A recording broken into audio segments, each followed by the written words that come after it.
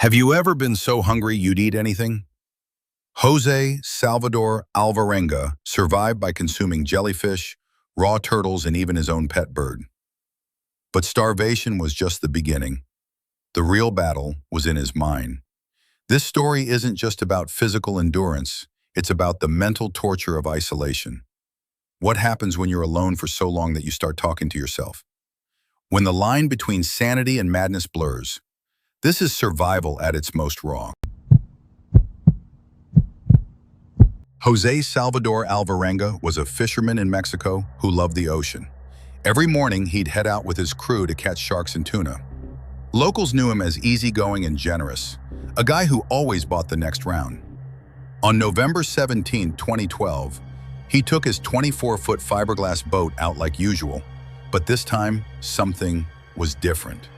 His usual fishing partner had backed out at the last minute, so he brought along a 22-year-old rookie fisherman named Ezequiel Cordoba, a quiet, religious young man who had never been far offshore before.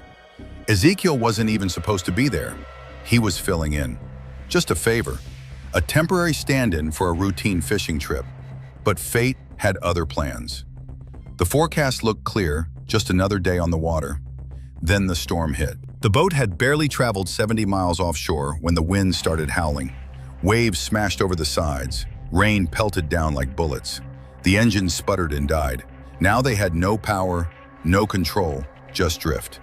There was no anchor, no lights, no working radio, just a faulty GPS that kept shutting off.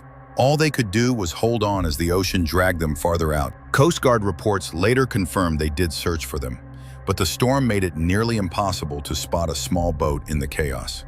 Rescue crews only had a vague idea of their last known location, and the currents had already pulled them deep into the Pacific. Engine failures like this happen more often than you'd think. Even experienced fishermen get stuck when parts fail or fuel runs low. Without power or navigation, their odds of being found dropped fast. By the second day, land was nowhere in sight. The storm had pushed them hundreds of miles off course. José and Ezequiel tried rationing the little food they had, some raw fish and a pack of cookies, but it wouldn't last long. Everything on the boat was soaked. The radio was dead. No one answered their weak distress calls, no ships passed by, no planes flew overhead. After 5 days, the search was called off. To rescuers, it looked like another tragic lost vessel. But for José and Ezequiel, survival had barely begun. The currents kept dragging them west, deeper into empty ocean. At night, they'd hear sharks bumping against the hull. By day, the sun scorched everything it touched. With no way to steer, no way to call for help, they were now at the mercy of the sea. One morning, José woke up to stillness. No waves, no wind. The storm was finally gone. But so was any hope of quick rescue. Hunger gnawed at them constantly. Thirst was worse. Their only lifeline now was rainwater, whatever they could catch. They had no idea where the ocean would take them. No clue how long they'd be out there.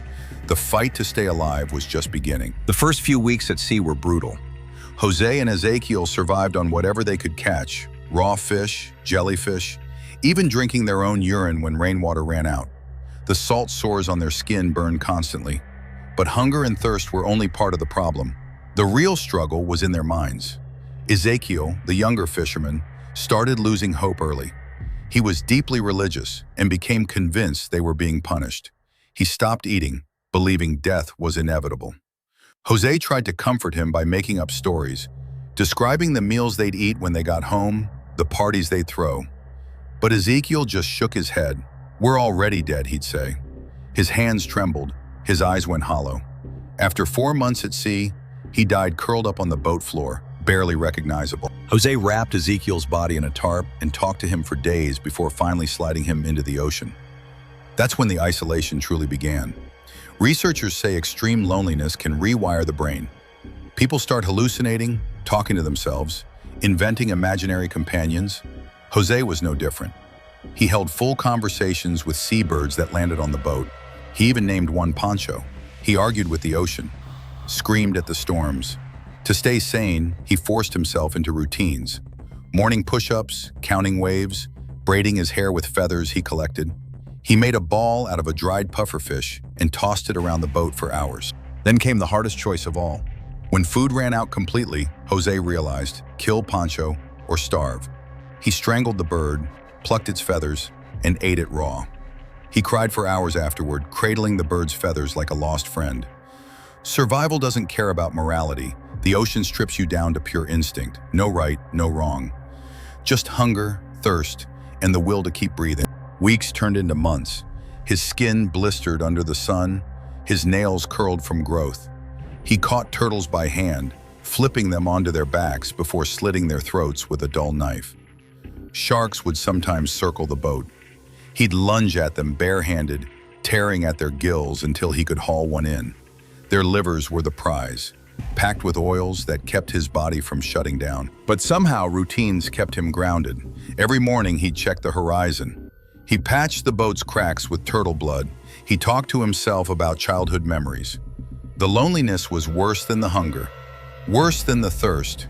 You can survive months without food, weeks without water, but no one tells you how long you can last without another human voice. By the time he spotted land, a tiny speck on the horizon, he didn't know if it was real or another hallucination. He steered the boat toward it, numbed by months of disappointment. The ocean had taken everything, his partner, his sanity, his sense of time. But it wasn't done yet. Jose had stopped thinking like a fisherman. Now, he was a predator. He learned to grab sea turtles when they surfaced, flipping them over before they could escape.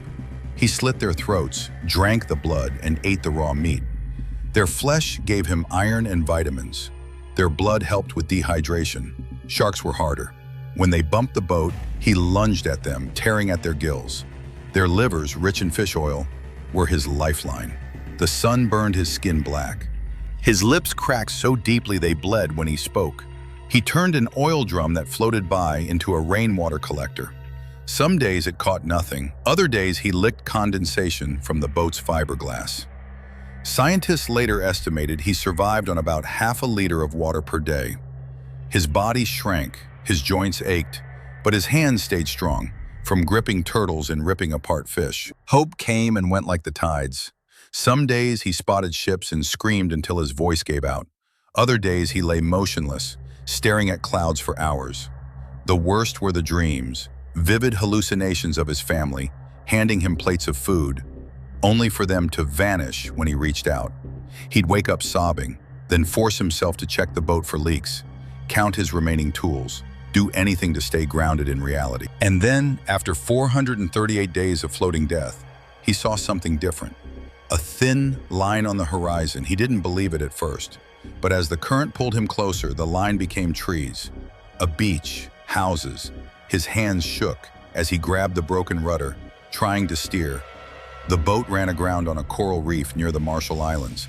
Two local fishermen found him crawling through shallow water, beer woo-woo in Spanish. They hauled him into their boat, shocked by the skeletal figure covered in sores. But survival wasn't over yet.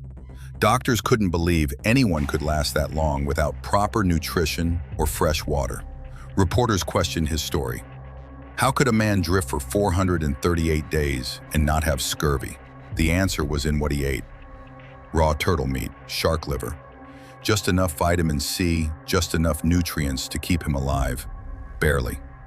His body had cannibalized itself for energy, consuming muscle and fat until he was little more than skin and willpower. Back in Mexico, his family had already held a funeral. Now they were getting calls saying he was alive. But the man who returned wasn't the same carefree fisherman who'd left. The ocean had changed him in ways no one could see. The first people to see him stumble onto that Marshall Islands beach didn't believe their eyes. A skeletal man with bleached hair and open sores, crawling through the shallows. When he said he'd been adrift for over a year, they thought he was delirious. Doctors found his body was shutting down, organs weakened, skin ulcerated. But the biggest mystery remained. Why didn't he have scurvy? Reporters flew in demanding answers. How could anyone survive 438 days without fresh fruit or vegetables? Some journalists even posed as doctors to get interviews. Experts noted most castaways develop scurvy within 3 months. But Jose had been eating raw seabirds and turtles almost daily, foods with just enough vitamin C. The same diet that saved him also made people doubt him. His family in El Salvador had held a funeral months earlier. When they learned he was alive, his teenage daughter burst into tears.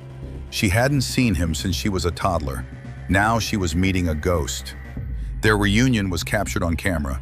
A frail man hugging a crying girl, both strangers bound by blood. José kept staring at her, touching her hair like he couldn't believe she was real. Reporters asked invasive questions. Why had he abandoned his family before the shipwreck? Back in Mexico, fishermen confirmed details of his boat. Satellite data showed the currents could have carried him exactly where he claimed.